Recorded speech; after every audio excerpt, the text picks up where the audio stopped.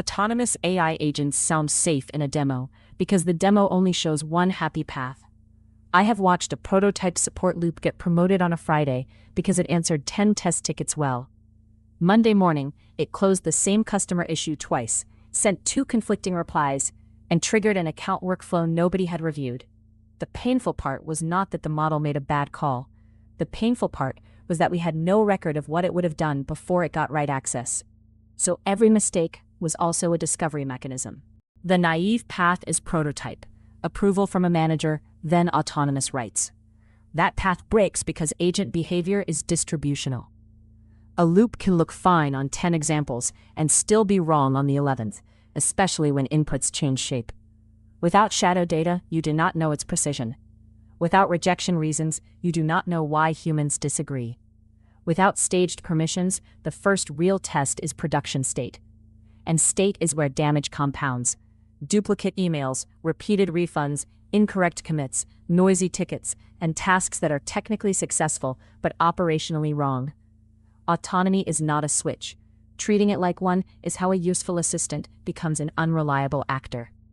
The pattern is an autonomy ladder with shadow mode at the bottom. Level 0 is observe. The loop reads events and records recommendations, but it cannot act. Level 1 is simulate. It runs the full decision path and predicts the outcome, still executing nothing. Level 2 is approval. A human approves or rejects each proposed action. Level 3 is bounded autonomy. The loop can write, but only inside limits such as 1 action per run, safe object types, or low-risk customers. Level 4 is full autonomy, and in my opinion, that should be rare. You promote one level at a time, using numbers, not vibes. Mechanically, every decision produces a shadow record. Store proposed action, reason, evidence, risk, expected result, and executed false. That record is the contract. The loop is saying, given this evidence, I would take this action, and I expect this result. Then compare it to the human action or the later outcome. Promotion criteria should be written down before the run, preferably as configuration.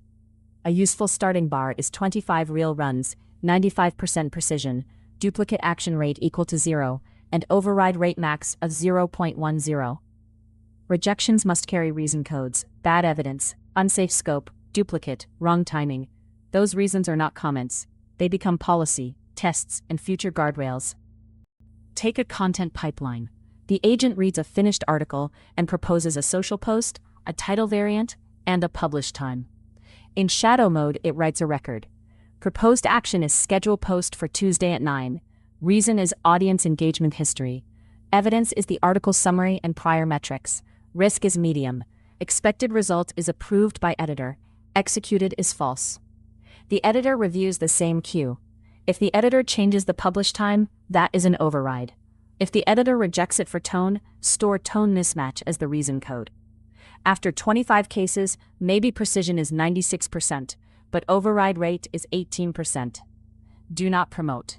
Shadow mode is not magic. It can validate decisions against bad human habits. If the reviewer is inconsistent, the loop learns a noisy policy. It can also miss failures that only appear when a write changes downstream state. A simulated ticket close is not the same as a real customer receiving a message. Metrics drift too. A loop that was 97% precise last month may fall when products, policies, or inputs change. And some actions are too sensitive for full autonomy at all. Keep the kill switch above the loop. Stop on duplicates, stop on unexpected overrides, stop on odd behavior, and enforce write limits outside the agent code. This pattern sits between evaluation and orchestration. It turns a prototype into a measured loop before you start trusting it with state. It connects directly to verification gates, because expected result gives you something to check. It connects to budgets, because bounded autonomy needs write limits per run and per day. It connects to state management, because the shadow record becomes your audit log. And it connects to escalation, because rejection codes define when a human should stay in the path. In the patterns tier, this is one of the core moves. Make the loop observable before you make it powerful. Here is the 10-minute exercise. Pick one automation that currently recommends or writes something: a coding helper, a research summarizer, a ticket triage bot, a content scheduler. Add a shadow record object with proposed action, reason, evidence, risk, expected result, and executed false. For the next 25 real cases, make it decide, but do not let it execute. Have the reviewer choose approve, override, or reject, and require one reason code when they disagree. At the end, count precision, duplicate actions, and override rate. If you do not have the numbers, the loop is not ready for more autonomy. 3 beats to keep. First, never promote autonomous AI agents straight from prototype to write access. Put them in shadow mode, where they decide everything and execute nothing. Second, promote by thresholds, at least 25 real runs, 95% precision, 0 duplicate actions, and overrides at 10% or lower, adjusted for your risk. Third, keep a kill switch above the loop like stop on duplicate, write limits, and stop conditions for odd behavior. Rejections are not annoyances, they are policy being discovered.